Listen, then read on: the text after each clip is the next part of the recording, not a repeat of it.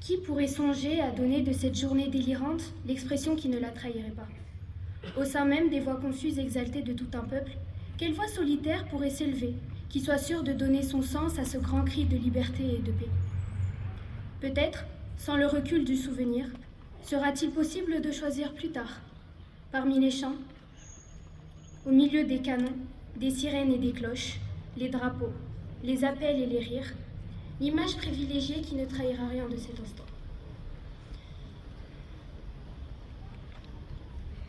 Pour aujourd'hui, il faut se laisser porter et dire seulement cette grande chaleur humaine, cette immense joie pleine de larmes, ce délire qui emplissait Paris.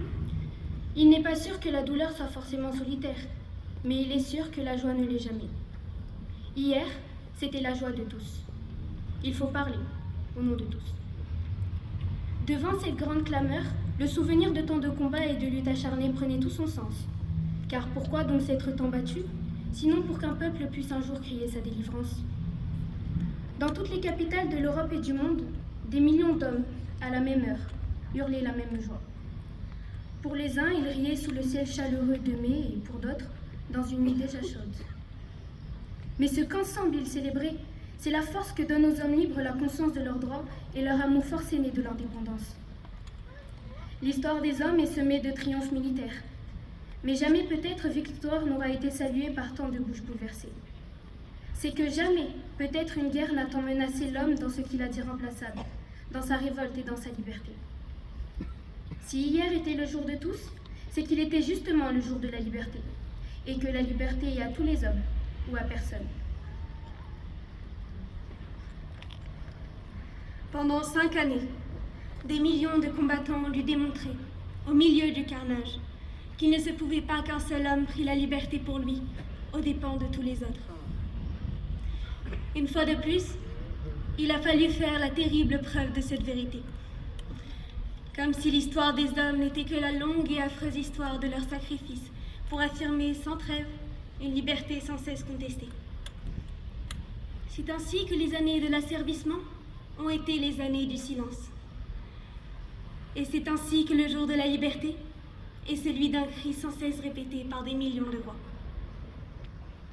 C'est ainsi encore que dans Paris, entre le printemps et l'été, une prodigieuse clameur s'est élevée, qui n'a pas cessé de retentir dans la nuit. Nous n'oublierons pas cela. Cet appel était celui de l'esprit libre qui s'incarnait dans tout un peuple. Et cette guerre a été menée à son terme pour que l'homme garde le droit d'être et de dire ce qu'il est.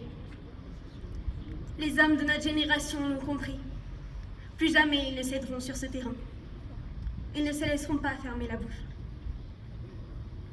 Aux 4 coins de la ville, les eaux des fontaines, soudain revenues après tant d'années, bondissaient hier vers le ciel doré de chaleur. Ce grand jaillissement de délivrance et de fraîcheur, nous le sentions tout au fond de l'âme. C'est lui que nous aurons désormais à préserver pour que cette victoire soit définitive et qu'elle demeure le bien de tous. Ceux d'entre nous qui attendent encore et qui pleurent un être cher ne peuvent avoir de place dans cette victoire que si elle justifie ce pourquoi les absents et les disparus ont souffert. Gardons-les près de nous. Ne les rendons pas à la solitude définitive qui est celle de la souffrance vaine. Alors seulement, en ce jour bouleversant, nous aurons fait quelque chose pour l'homme. Merci.